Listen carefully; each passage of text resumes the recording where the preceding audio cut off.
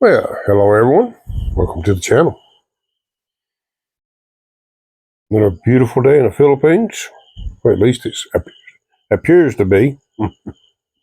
It's hard to tell when it's dark. Well, I guess this is story time again. And tell you a little experience, upon the request of, mine related. This is not actually a deep mine story or a coal mine working underground, but this is about my first job out of high school. While going to school, I had worked off and on part-time for different mining companies, doing odd jobs, uh, charging batteries and swapping them out in scoops and so forth. This because I had a natural knack for running equipment. But I managed to make a little money around coal mines as a young man. Well, fresh out of high school, naturally you like to go to work so you can have things. Now, this is 1974. And this is during what they call the coal boom. The demand for coal and the price was up. Well, my uncle had been working for a company for, I guess, 20 some odd years or longer at that time. And he said he could use me. I could, because he's getting ready to start a new job, which wasn't too far from where I live. And I said, sure, I'll take it on. Well, remember, this is 1974, so I got a permanent job, for $3 an hour. For my first job, I thought that pretty good, a real job. And they paid on the bi-weekly, every 2 weeks. I thought it'd be great. Well, when we first day on the job, the place hadn't been running in many years. It sat idle for a long time. And this is a loadout. And what I mean by loadout, this is a siding or a rail spur where they put empty cars and the loadout would load those cars. And it also had adjoining property where they could stop coal to load when the mines wasn't operating. So it worked out pretty good. Then they bought a brand new inloader, a Huff 45, I think it was, or something like that. Anyway, it was a new inloader, and with I think it was a 3-yard bucket, a coal bucket they call it. And it wouldn't set up for rock, but it was nice at the time, brand new. And anyway, the place was in pretty rough shape. The place where they dumped the trucks, the hopper as they called it was just about ready to fall down. So they contracted a local metal company to come in and rebuild that hopper and make it a much safer place to work. In the meantime, me and my uncle, we had to build a new ramp go up to that hopper because the old one didn't fit, because this one here was about double the size. It would hold roughly 2 truckloads of coal, while the other one just barely would hold a truckload, if that much. The truck had to wait to run the tipple, as they call it, to get the coal off the truck. So it was a big improvement. And of course, in the meantime, it didn't have no catwalks, nothing no safety barriers for the belt line. It was just so much work to do to get it up and running. Of course, I could weld, so I built catwalks. I built the safety guards underneath all the belts, and the guards at the end of the tailpiece of the belts, which was really an obstacle to work around, because you had to clean from that tailpiece, as they call it. That's the end of the belt line, roll over, so forth. And there's nothing you could do to keep fine coal from building up. You had to shovel it pretty regular all day long. Anyway, we got it up and running. This is a 10-car siding. That's 10 railroad cars. And we crushed the coal down to roughly an inch and a quarter is what they wanted. Because the coal had been sold to a power company, I think in Florida. Well, it was my job to check all the car doors. Now, why was it my job always? For those that don't know, I could use my right and left hand. And you got this big old crowbar. It was almost 5 foot long. It was almost as long as I was tall. And you put this bar into the hook of the door and you pulled it up to where the latch will fall in place. Now you had a safety lock that you had to take a 10-pound sledgehammer to lock it. That's where my left and right hand come in handy, closing these car doors. Going down one side of the cars, I use my right hand, the hammer, swing that 10-pound sledgehammer, and close those car doors. There's 3 sets on each car, the railroad car, sometimes 4. Depends on the manufacturer of the railroad car. And that's on each side. So you go down one side and you come back up the other side. And when you're going down one side, you climb up on the car and you check, make sure there's no debris or like gravel or iron ore or whatever the car may have been hauling before you load it with coal. If it had something in it, you had to clean it out. That's a lot of work. Also, in the process, you pull this big cable. Now, this cable here was, I don't think it was an inch, but it was pretty close, probably 3/4, with a big old heavy hook on the end of it. This is the winch cable. And you pull that cable down to where you hook onto several cars back, so you can winch those cars down as you put coal in them. And that's one of the first things you done was getting the cables pulled back, the car doors closed, the railroad cars inspected, make sure there's nothing in them. And that was part of my job. And then, when the coal trucks started coming in, I had to weigh the coal. We had a set of scales that come across. And if we couldn't dump them fast enough, they'd dump them in the stockpile, and I used the end loader to stack the coal. When the trucks thinned out, they turn around, and I used the end loader to keep the hopper full of coal. And this was the cycle we went through. Now, I could fill the hopper up, load the cars by myself, run the tempo, turn it on, and start loading. And a lot of days I had to do this all by myself. Back and forth. And as a young man, you didn't pay no attention to what you were doing, you just did it. And we worked on an average of 12 hours a day, sometimes more, 7 days a week. It was gruesome work. Now the summer of '76, in the winter, well, I'm going to move up a couple years, and I was up to the big pay then. I'm making $3.50 an hour. I actually got a raise. Actually got a quarter raise each year. In '76, I made $3.50 an hour.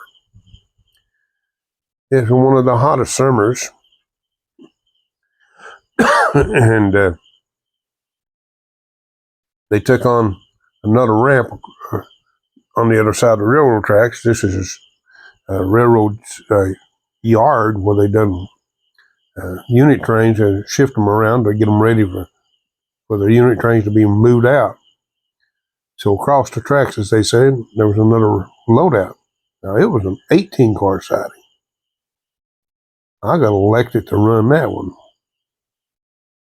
But they did hire me a helper. He lasted 2 weeks. He broke his hand. I don't want to talk about nobody. The guy was a good guy. But I couldn't even teach him how to push buttons. It was a nightmare trying to get that place, those cars loaded out, 18 cars. Me have to close all the doors, make sure all the cars are inspected, and to run the end loader and weigh the coal. And this guy here with a broken hand is sitting in a little building supposed to push buttons, and he couldn't do that. It was, he'd load a car out, and he didn't understand, I had a hopper built on the belt line to, you could shut it down, the one for the loadout, over top of cars, long enough to switch from one car to the next. I couldn't get him to understand he could do that. He'd shut the whole place down. Well, that had a hammer mill crusher. And it took, a good 10 minutes to bring it up to speed and get all the belt lines running again. You're talking 15-minute gap. You got 18 cars, and you do the math. That's a lot of time. But he would shut the place down, each car. It was difficult. I complained to the owners, the people I worked for, but they said he had a family, they want to take care of it. That was good, that was okay, but when you hire me somebody else to go along with it, or give me more money for what work I was doing. But that's not all the story. Since my uncle was my foreman, and we putting in 80 hours plus a week, to do the math, 7 days a week.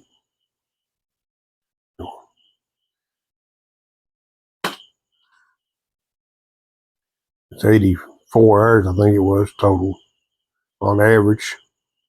I had to do the math in my head. Well, here's the sad part. When it come time to turn my time in, he said, that's too many hours to turn in, too much overtime.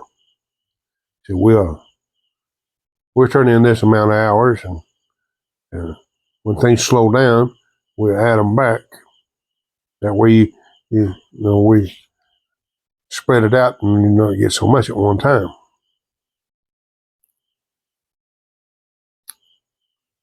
Well, we all know how that worked out. Anyway, as again, this is 76. When winter came, it was brutal. The winter of 76 was absolutely brutal. The steel on those railroad cars, if you wasn't careful, if you didn't have your gloves on, you grab one of them and your hand would stick to it. That's how cold the metal was. You had to be very careful. And everything was freezing. It was terrible to work in that sub-zero weather. And it started snowing in November that year. And it stayed.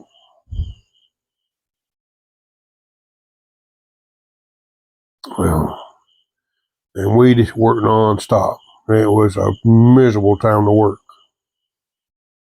No. I worked through that. And when spring comes, spring thaw, the weather started warming up. Here comes the rain.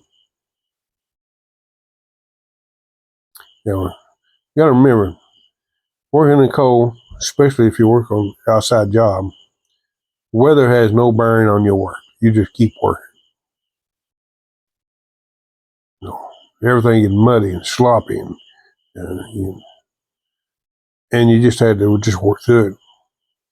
And it just put extra work on because all that coal dust that would gather at the end of the tailpiece would get old soupy, muddy, and it's terrible. You had to clean it up on a constant basis.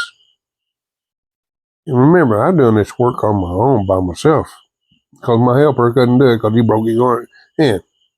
And you better believe me, he used that broken hand for an excuse not to do a lot until I decided, well, that's another story I'll tell you about. Anyway, back to spring of 77.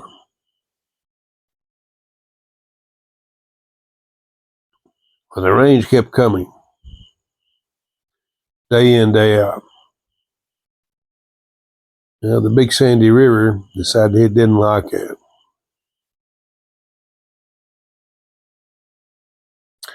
I got stranded at work because they didn't want to shut down long enough for you to go home and get out of the floodwaters. Well, the floodwaters came, and my way home was blocked. So I was stranded for 4 days and nights, and I had to drive up on a hill.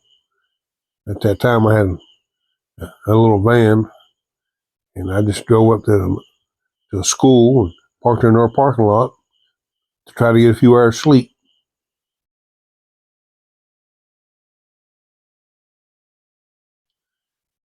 And there was a little store that I could buy some food. Luckily, I had money on me, and they fixed cold cuts or sandwiches, and that's what I did for 4 days. Then when the waters went down, oh, everything was a mess. The floodwaters left all that mud behind. All the cleanup.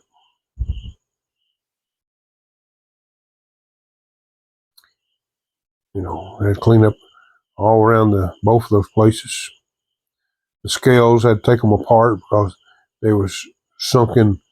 The mud had covered them up, inside and out. So that was a lot of work. And they couldn't get a backhoe in between it because it was too narrow. So we'd take the steel plates off and shovel it into the bucket and take that mud.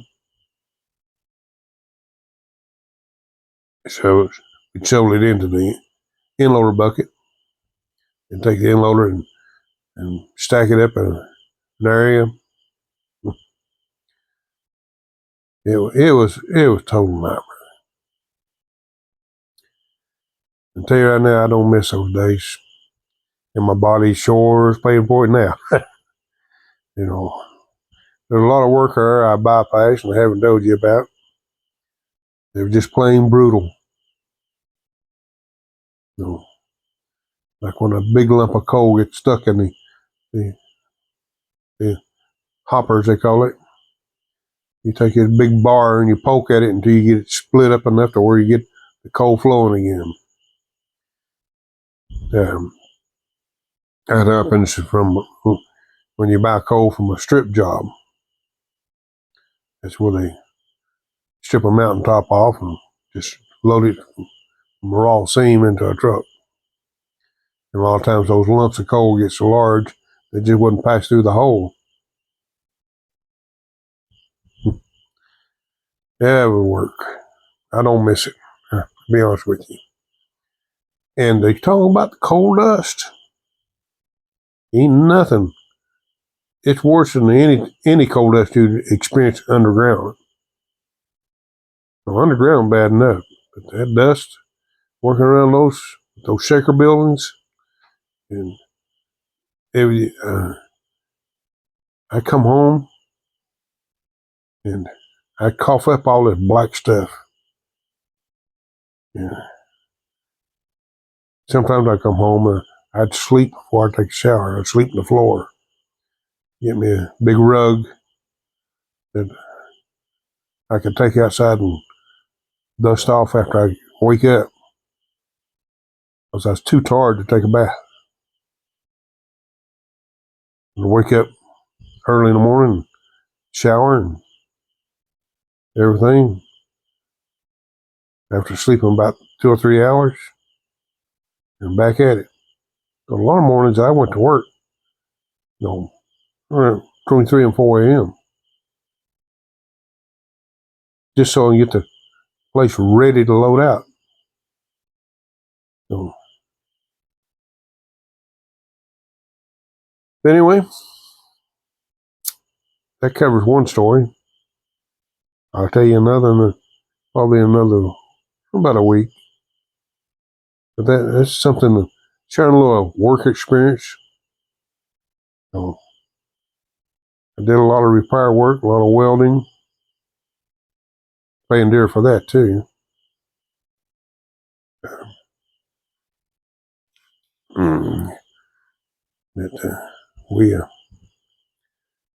I don't miss it.